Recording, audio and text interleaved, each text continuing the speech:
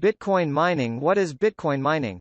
Chances are you hear the phrase, Bitcoin mining, and your mind begins to wander to the Western fantasy of pickaxes, dirt and striking it rich. As it turns out, that analogy isn't too far off. Bitcoin mining is performed by high-powered computers that solve complex computational math problems. These problems are so complex that they cannot be solved by hand and are complicated enough to tax even incredibly powerful computers. Key takeaways. Bitcoin mining is the process of creating new Bitcoin by solving a computational puzzle. Bitcoin mining is necessary to maintain the ledger of transactions upon which Bitcoin is based. Miners have become very sophisticated over the last several years using complex machinery to speed up mining operations.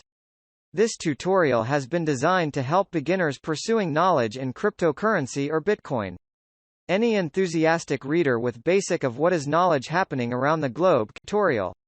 After completing this tutorial, you will find yourself at a moderate level of expertise from where you can take yourself to next levels. Before you start proceeding with this tutorial, we assume that you have a basic understanding of commerce. Bitcoin mining. The result of Bitcoin mining is twofold. First, when computers solve these complex math problems on the Bitcoin network, they produce new Bitcoin, not unlike when a mining operation extracts gold from the ground. And second, by solving computational math problems, Bitcoin miners make the Bitcoin payment network trustworthy and secure by verifying its transaction information. When someone sends Bitcoin anywhere, it's called a transaction. Transactions made in store or online are documented by banks, point-of-sale systems, and physical receipts. Bitcoin miners achieve the same thing by clumping transactions together in blocks and adding them to a public record called the blockchain. Nodes then maintain records of those blocks so that they can be verified into the future. When Bitcoin miners add a new block of transactions to the blockchain, part of their job is to make sure that those transactions are accurate. In particular, Bitcoin miners make sure that Bitcoin is not being duplicated, a unique quirk of digital currencies called double spending. With printed currencies, counterfeiting is always an issue. But generally, once you spend $20 at the store, that bill is in the clerk's hands. With digital currency, however, it's a different story. Digital information can be reproduced relatively easily, so with Bitcoin and other digital currencies, there is a risk that a spender can make a copy of their Bitcoin and send it to another party while still holding onto the original. Rewarding Bitcoin miners with as many as 300,000 purchases and sales occurring in a single day, verifying each of those transactions can be a lot of work for miners. As compensation for their efforts, miners are awarded Bitcoin whenever they add a new block of transactions to the blockchain.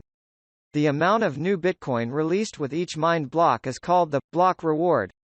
The block reward is halved every 210,000 blocks, or roughly every 4 years. In 2009, it was 50. In 2013, it was 25, in 2018 it was 12.5, and in May of 2020, it was halved to 6.25. Bitcoin successfully halved its mining reward, from 12.5 to 6.25, for the third time on May 11, 2020. This system will continue until around 2140.3. At that point, miners will be rewarded with fees for processing transactions that network users will pay.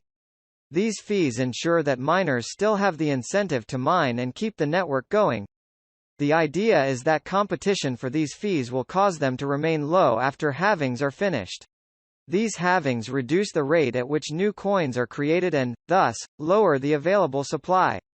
This can cause some implications for investors, as other assets with low supply, like gold, can have high demand and push prices higher. At this rate of halving, the total number of Bitcoin in circulation will reach a limit of 21 million, making the currency entirely finite and potentially more valuable over time. Verifying Bitcoin transactions. In order for Bitcoin miners to actually earn Bitcoin from verifying transactions, two things have to occur. First, they must verify 1 megabyte, MB, worth of transactions, which can theoretically be as small as one transaction but are more often several thousand, depending on how much data each transaction stores. Second, in order to add a block of transactions to the blockchain, miners must solve a complex computational math problem, also called a proof of work. What they're actually doing is trying to come up with a 64-digit hexadecimal number, called a hash, that is less than or equal to the target hash. Basically, a miner's computer spits out hashes at different rates: megahashes per second, megahenry per second, gigahashes per second, GHs, or terahashes per second, THs, depending on the unit, guessing all possible 64-digit numbers until they arrive at a solution. In other words, it's a gamble. The difficulty level of the most recent block as of August 2020 is more than 16 trillion. That is, the chance of a computer producing a hash below the target is 1 in 16 trillion. To put that in perspective, you are about 44,500 times more likely to win the Powerball jackpot with a single lottery ticket than you are to. Fortunately, mining computer systems spit out many hash possibilities. Nonetheless, mining for Bitcoin requires massive amounts of energy and sophisticated computing operations. The difficulty level is adjusted every 2016 blocks, or roughly every 2 weeks, with the goal of keeping rates of mining constant.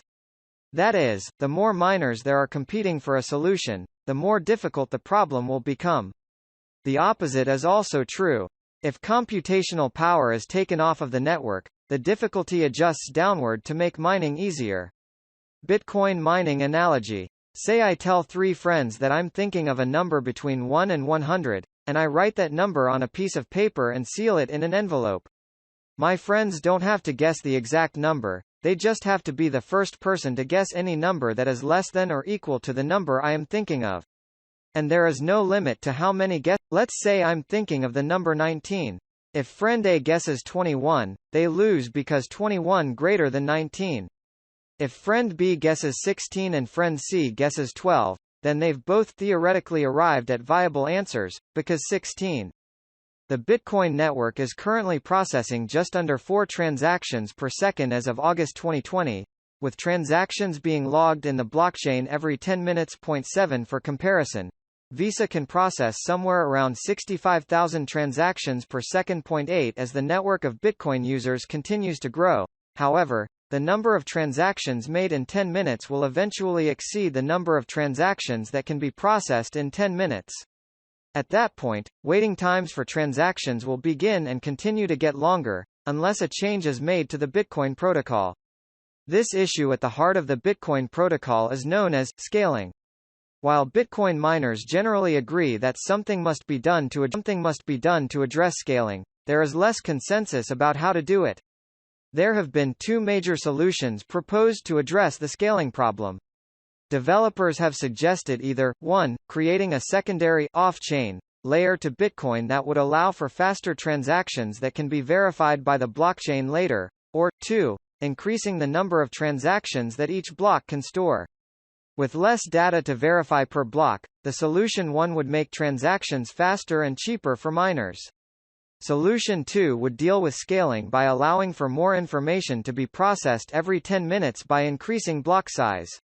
In July 2017, Bitcoin miners and mining companies representing roughly 80% to 90% of the network's computing power voted to incorporate a program that would decrease the amount of data needed to verify each block.